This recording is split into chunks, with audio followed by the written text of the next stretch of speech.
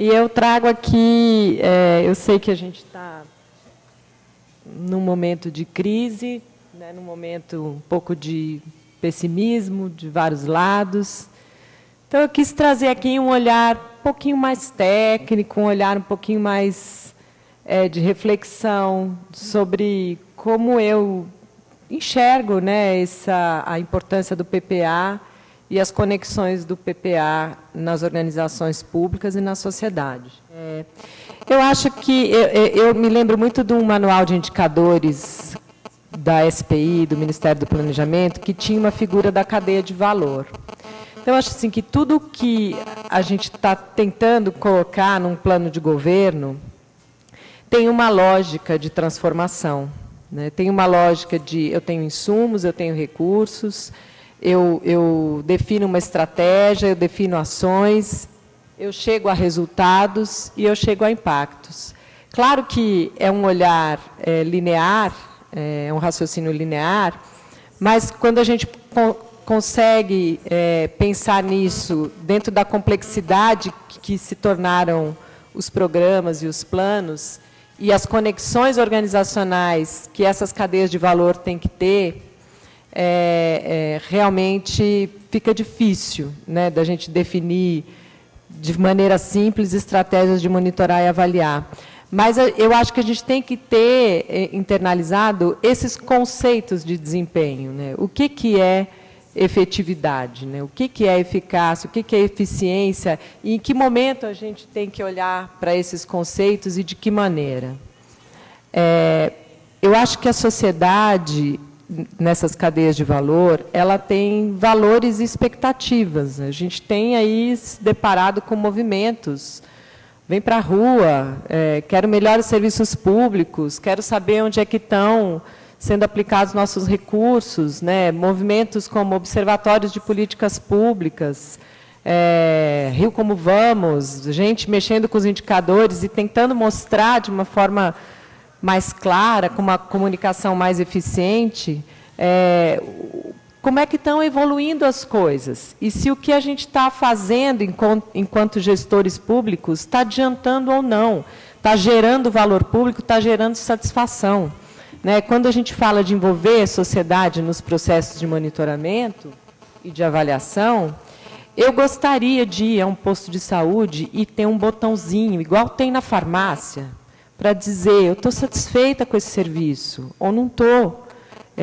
Não foi boa a minha relação com o médico, essa infraestrutura não está boa, não tem papel no banheiro. Coisas simples, de escuta, né, da ponta, que a gente ainda não consegue ver. Você está perdido, né? Não. Mas volta aqui. Volta nesse. Eu ouvi falar muito de monitoramento, mas eu queria que a gente voltasse um pouco na reflexão sobre do que afinal é avaliação. Por que a avaliação é diferente de monitoramento? Não dá para definir avaliação de uma maneira única, mas eu gosto muito dessa definição, acho que ela é muito completa. Né? Então, avaliação é uma análise mais sistemática e imparcial, né? Essa palavra é muito importante aí dentro, possível, sobre os resultados esperados e alcançados, examinando a cadeia de resultados, os processos, os fatores contextuais, a causalidade, para entender os alcances ou a ausência deles. O objetivo é determinar a relevância, o impacto, a eficácia, a eficiência, a sustentabilidade das intervenções. Eu tenho andado muito nos municípios por causa do meu trabalho, e às vezes eu faço perguntas assim, eu vejo municípios deprimidos, existe uma classificação assim no IBGE, no IPEA, quer dizer, municípios sem atividade econômica quase nenhuma, entrando serviços de assistência social, e às vezes eu pergunto, e o Pronatec? Aí as pessoas falam, o Pronatec aqui, ele realmente não atendeu às nossas necessidades. Né? Que valor que tem o Pronatec para aquele município pequenininho do Rio Grande do Norte? Eu realmente não consegui entender. E eu acho que esse é o tipo de reflexão que devia estar sendo feita. Por quê? Porque se a gente vai ter que fazer opções agora, se a gente não tem recurso para fazer toda aquela maravilha que a gente planejou, nós vamos ter que investir recursos em coisas que realmente estão gerando valor para a sociedade. E, para isso, a gente tem que ter evidências. E aí nós estamos atrasados na avaliação, porque se a gente tivesse evidências do que está sendo bom, do que está funcionando e do que realmente está atendendo às expectativas de toda essa sociedade que a gente está tentando tanto escutar, agora as decisões seriam mais rápidas. Mas a gente não fez o dever de casa. Pode avançar aí.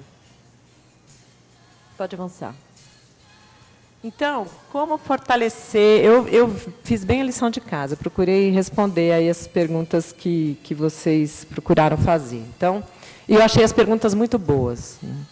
Como fortalecer o papel do PPA como instrumento de planejamento e orientação da ação governamental? Eu acho que o PPA deve deixar bem claras as conexões entre a estratégia e a ação governamental. Por que eu estou dizendo isso? Porque eu percebi uma mudança do PPA anterior para esse PPA, de pontuar melhor quais são as estratégias. Bacana. Mas eu não percebi ainda essa construção do link entre as estratégias que o governo tem e o que está fazendo para alcançá-las. Pode ser que eu não tenha entendido direito, mas...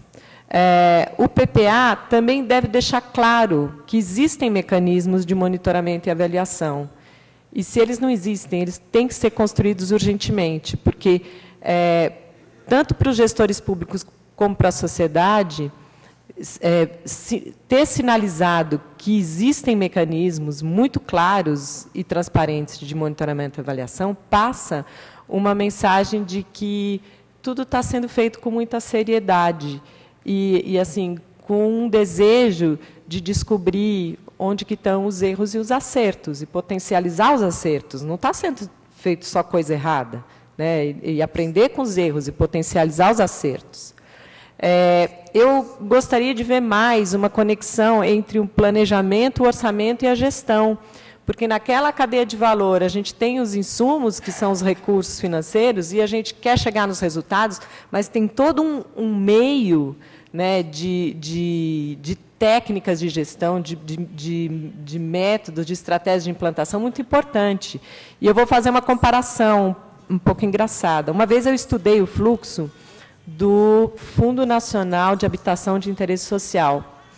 E peguei as normativas e comecei a estudar e comecei a colocar no fluxo quem faz o quê, em que momento, entre um município se interessar em fazer parte daquele fundo e realmente aquilo virar benefício para a população, quais são os passos que tem que acontecer? Era uma coisa tão complexa que não cabia numa coisa assim. E o percentual de aplicação daquele fundo era muito pequeno.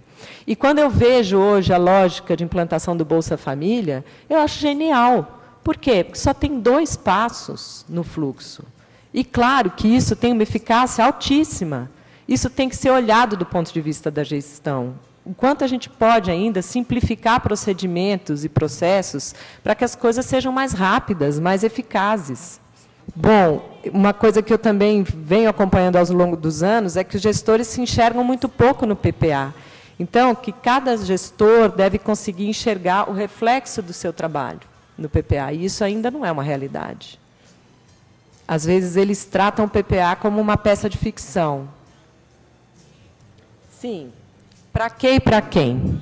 Bom, esse conceito de que o monitoramento serve para verificar se nós estamos no rumo certo, se a gente está alcançando o que a gente planejou, é uma pergunta para os tomadores de decisão. Houve um desenho, houve um planejamento, e a gente está ou não está chegando lá. Verificar a eficácia e cumprimento de metas é uma satisfação que a gente tem a dar para a sociedade, representado pelo Congresso, né? Todo PPA, todo fim de PPA, vai um relatório para que eles possam ver se as metas foram cumpridas ou não foram cumpridas. Ok, nesse processo todos os atores públicos estão envolvidos. Verificar a economicidade e eficiência, se os recursos públicos estão sendo bem aplicados, também é uma tarefa. E eu vejo pouco isso, né? Quando, de novo, quando eu vou aos municípios e eu enxergo estruturas duplicadas, puxa, tem psicólogo na assistência social, mas também tem psicólogo no saúde da família, mas esses psicólogos não fazem clínica, o que eles fazem de diferente? Por que 2 psicólogos em 2 estruturas diferentes fazendo acolhimento, fazendo assistência? Tem coisas que eu não consigo enxergar. Será que a gente não podia economizar em escala nessas coisas? Será que tem alguém raciocinando assim? Depois, aprender com os erros e os acertos. E promover um ambiente de reflexão, de qualificação da gestão, e não um ambiente de punição. Quando eu vejo a CGU, o TCU envolvidos nos processos de avaliação, de auditorias operacionais, eu acho louvável. Eu sei que a intenção deles é a melhor possível, como a de todos nós. Mas quando um gestor vê uma auditoria da CGU para o lado dele, o sentimento dele é de muito medo, é de, assim, alguma coisa vai acontecer comigo, eu posso ter feito o melhor que eu pude, mas eu vou ser punido, não interessa. E eu já tive sentado no lugar do gestor e sei que é assim, né? A gente fica morrendo de medo, não só da punição, mas do tempo que a gente vai ter que perder explicando o que não precisaria ser explicado. Verificar a relevância e os impactos das estratégias definidas. Isso é o que está no coração da avaliação. Isso é o que a gente tem que fazer. Saber se as políticas que estão aí, que foram feitas com as melhores das intenções, se elas estão produzindo mesmo os efeitos desejados. E alguns financiadores, quando é o caso, eles fazem questão de saber disso, né? Ainda hoje, né, as avaliações de impacto que têm acontecido são muito demandadas pelos financiadores, como se nós não fôssemos, né? E da transparência à ação pública. A gente tem que arrumar um jeito inteligente e simples de comunicar a ação pública à sociedade. Vamos seguir? Como tornar mais estratégicos e seletivos o monitoramento e a avaliação? Bom, primeiro que alguns valores devem nortear, né, as nossas práticas de avaliação. Qualidade metodológica, independência, disseminação e uso dos resultados. Quantas avaliações vão parar nas gavetas? Quantas avaliações são feitas e eu ouço dos demandantes, ai, mas foi um trabalho tão mal feito. Quantas avaliações são feitas e começam com frases absolutamente ideológicas, né? Os avaliadores não estão ali para reafirmar ideologias, eles estão ali para enxergar, para responder as perguntas de avaliação feitas em conjunto com os gestores e recomendar de uma forma muito independente. E os gestores, e cabe aos gestores ouvir ou não as recomendações, incorporar ou não as recomendações. Mas quando uma avaliação é feita, ela passa a ser um bem público. A sociedade tem o direito de saber que resultado que teve aquela avaliação. E a gente não consegue acessar. Que mais? O uso da avaliação tem que ser no sentido de fortalecer as capacidades, de fortalecer os aprendizados, de aprimorar a ação governamental e de dar transparência aos resultados, porque isso fortalece o processo democrático. E eu vejo, nesses últimos governos, uma preocupação muito grande com o fortalecimento da democracia. Mas não é só através dos conselhos, né? É através do quanto a gente está comunicando o que está acontecendo para a sociedade como um todo. E, assim, mas a avaliação é cara, a avaliação é demorada, eu preciso de coisas rápidas, eu não posso ter uma avaliação que dure mais de 6 meses. Tudo bem, você pode ter uma parte dos seus programas que você faça métodos de avaliação rápido, que vão te dar coisas rápidas. Mas existem certas coisas estratégicas que têm que passar por processos completos de avaliação. Então, avaliar de forma completa aquilo que for mais estratégico. E avaliar, sim, todas as coisas estratégicas. E não são muitas. Pega o PPA que vocês vão ver. Vale a pena investir um dinheiro nisso. Quantas rubricas no orçamento estão indicando que haverá avaliação de programas estratégicos? Alguém já fez esse exercício? Perguntinha para os APOs. Que mais? Eu nem sei se eu estou lendo a mesma coisa daqui. Bom, esses resultados estratégicos devem ser levados aos conselhos estratégicos. E eu acho que tem que ter um grupo que tenha o olhar na qualidade do gasto, né?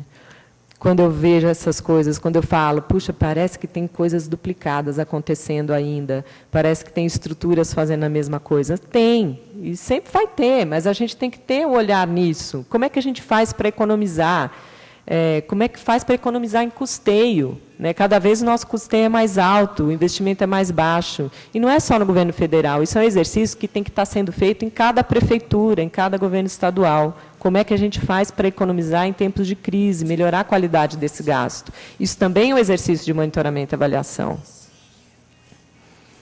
Bom, o que a gente pode oferecer aos gestores para contribuir para o aprimoramento das políticas públicas? Vai, mais, aí. Bom, formação de todo mundo sobre esses conceitos, né? Eu sei que já tem muito conteúdo sendo formado aí. Conhecimento no campo, bibliografia, envolvimento dos gestores nesses processos, isso eu já falei. Entender que desenhos de políticas têm que ser baseados em evidências. Só mais 2 slides, tá? Como processos de monitoramento e avaliação do PPA podem ser aperfeiçoados, visando influenciar de maneira mais efetiva a alocação de recursos e a correção de rumos. É preciso que esses processos sejam vistos como oportunidades de melhoria, e não como fontes de críticas. E também, de novo, né, vistos não como uma tarefa burocrática de dar satisfação ao Congresso ou preencher o sistema, mas de aprendizado, né, de melhorar a qualidade da gestão.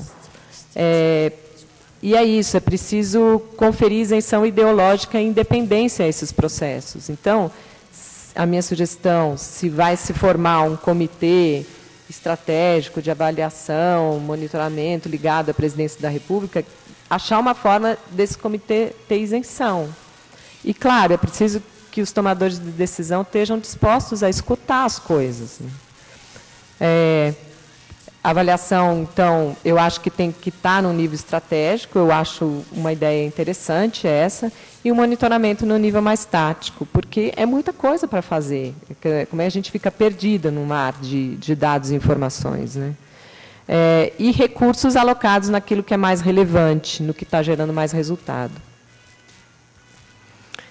E sobre os entraves para que a participação social seja um subsídio. Bom, primeiro, eu acho que o fato da sociedade não ter clareza de que existe uma política de monitoramento e avaliação acontecendo, talvez afaste um pouco ela dessa questão da participação social. Passar a mensagem de que há um comprometimento em gerar resultados e realmente fazer transformações é muito importante. Definir como os diversos atores serão envolvidos em cada processo. Em cada tipo de programa, existem atores envolvidos, e esses atores devem ser envolvidos nesse processo de monitoramento e avaliação. Mas eu não sei se é muito eficiente chamar todo mundo para ser escutado o tempo inteiro.